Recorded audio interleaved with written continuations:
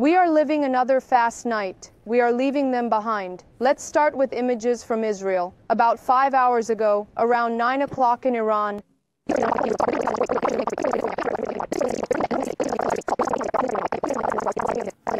these are the first images at around 9 o'clock from the capital Tel Aviv and Jerusalem. In fact, the explosions were more violent in Tel Aviv than in Jerusalem, and in many parts of Israel, in fact, these attacks were carried out. So far, more than 300 ballistic missiles have been launched in 4 waves, according to Iran, and the operation was given the real name Promise 3. I said in these minutes that sirens continue to wail in Israel. Tel Aviv continues to be hit by Iran. A 50-story building was targeted minutes before we went on air. Let me ask my director to the left for new footage from Tel Aviv and we can talk about it.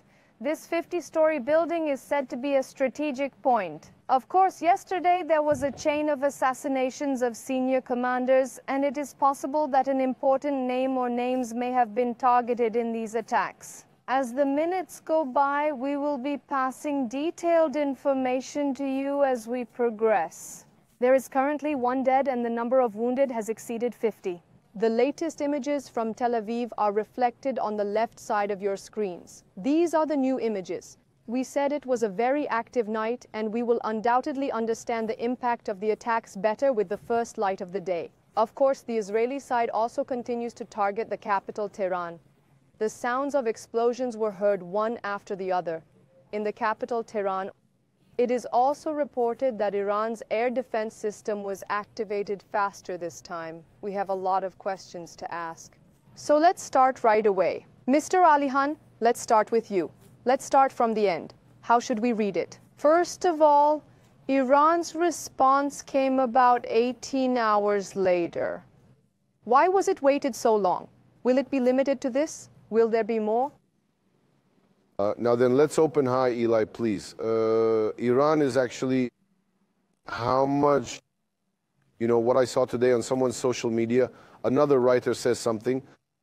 He says Iran is not even a paper tiger, it is just paper. It doesn't even have a tiger part. I think we are actually seeing this a little bit. Right now, Iran is running a righteous relations campaign as it did before. I don't know about that one dead person. Again, they are mocking the Israeli social media so much that they are mocking the Iranian thing. It is being shared on Israeli social media right now. A child, young people are looking at such a thing, looking at the bombs. One of them gets hit by a car while looking at it. They share it with the child or something. So these are being shared on Israeli social media right now. Obviously, it's not very effective attacks. You know how in very small earthquakes, people panic and jump out of windows or something? I wonder if something like that happened and an Israeli, he lost his life, I honestly think. What happened is the same as always. Israel did what it wanted again, and Iran. And he's trying to put it back with a so-called reaction to it, and because we are from the Middle East. We're talking about a lot of different complete terrorists. In fact, the most fantastic complete terrorist I've ever heard of. Anyway, the pimp did this in agreement with Israel because he was doing it to purge the people from the previous administrations. They say such and such things. So the worst thing is that in our land they are believed. But here's the thing. Israel can do what it wants again. We have told this sad part with a laugh so far, but it is actually sad. Tragicomic, maybe. Israel can do whatever it wants, and no one makes a sound. Oddly enough, we are the only ones who make a noise, and a little bit of Trump. Trump is also doing this kind of thing with Netanyahu, telling him to calm down, calm down. But when it comes to the reason, Israel is actually Netanyahu's first reason. Things are very complicated in Israel. There are voting things in parliament, plus public opinion. Netanyahu's support is growing by the day, especially with the events in Gaza. This one, to save it, Netanyahu is also he needs such things to ensure the continuity of power. And he does it from time to time. I don't think this will last long. Stop, get up, I think it will continue. There will be a break. And then it stops, and then it goes on a bit more, and then it stops again. Like I said, of course, what Israel is doing to Iran is very serious. But I think Iran has neither the power nor the strength to respond to this. Unfortunately, neither does Turkey. And it's sad to say it, but maybe we shouldn't say it. Our colleagues are usually some of them. Most of those who come out as Iran specialists, because their source of news, their source of information is Iran. The Iranian state or people close to the Iranian state are in contact with them, and through them they get sources and information. Therefore, their world of perception about Iran is that Iran is the greatest power in the world, that it can take on even America one by one with, and I quote Brother Kabat, and they comment on it, even the funniest 2 to 3 Iran experts, about 8 hours before Israel attacked Iran, they discussed it on TV on another channel. I saw it and it was quite funny. Even, I won't name names, but not one of them, but a sincere friend of mine. Israel cannot attack Iran anymore. It does not dare. Not. Iran has upgraded its defense systems a lot. If there is another attack, Israel will not be able to achieve anything.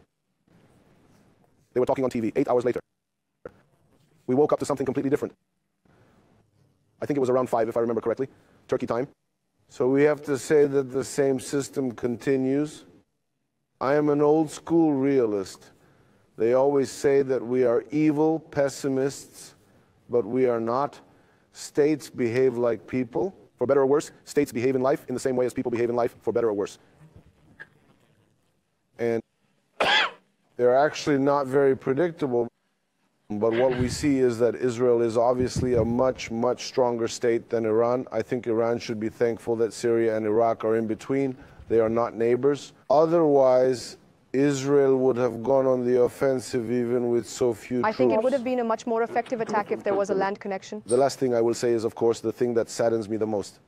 Iran's, especially on the west side, you know, there is a very big, it has an Azerbaijani Turkic population. Tabriz is being bombed. Tabriz is one of the most ancient Turkish cities, the most beautiful city. There are 5 million Turks in Iran right now, right? The number is a bit controversial, but it is quite a number. The most we can say a lot. At least the most beautiful, the biggest, and the most. Tabriz is one of the ancient Turkish cities. For me, the bomb that fell in Tabriz fell in Ankara. Ankara is my hometown. It fell in Tabriz. That's obviously the most important point.